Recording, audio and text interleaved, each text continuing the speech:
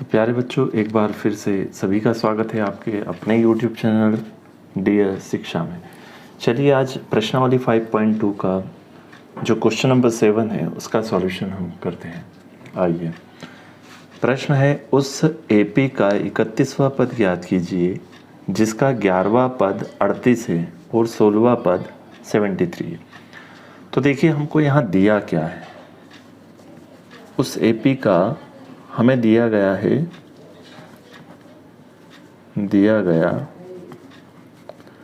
क्या दिया गया है 11वां पद जो कि है 38 और उस एपी का हमें दिया गया है 16वां पद जो कि प्यारे बच्चों यहाँ पर है 73।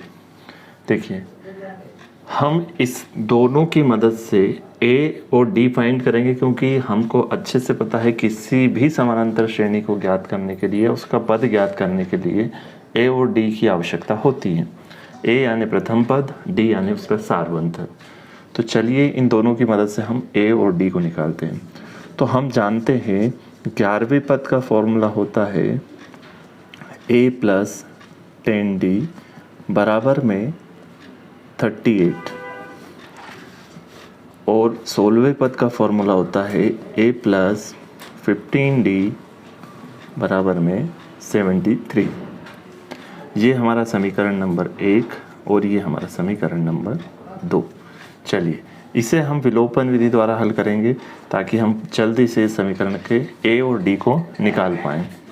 तो देखिए विलोपन विधि में क्या करने पर जब भी हम लिखेंगे घटाने पर तो नीचे वाले समीकरणों के मान क्या होते हैं, चिन्ह क्या होते हैं, बदल जाते हैं। जैसे ये प्लस का है तो माइनस का हो जाएगा, ये प्लस का है माइनस का हो जाएगा, ये प्लस का है माइनस का हो जाएगा।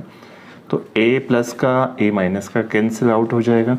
अब यहाँ 15 में से 10 चले जाएगा तो माइनस का 5d बच जाएगा। बराबर में यहाँ देखिए 73 में से 38 को हम माइनस करेंगे तो क्या आएगा प्यारे बच्चों, 13 में से 8 गया, 13 में से 8 गया तो 5 और एक इधर दिया, 6 में से 3 गया, 3 बचा, वो भी का एक बचा माइनस का।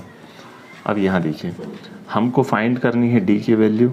तो बराबर में माइनस का 35 है, 5 बराबर के इधर जाता है तो बटे में चले जाता है, ये कैंसिल हो जाएंगे दोनों, 5 से ये 7 बार। तो डी की वैल्यू हमको पता चल गई 7। अब इसी डी की वैल्यू से हम ए की वैल्यू फाइंड करेंगे। इस डी का मान हम किसी भी एक समीकरण में रखकर ए का मान निकाल लेंगे। तो हम डी का मान समीकरण 1 में रखते हैं। डी का मान समीकरण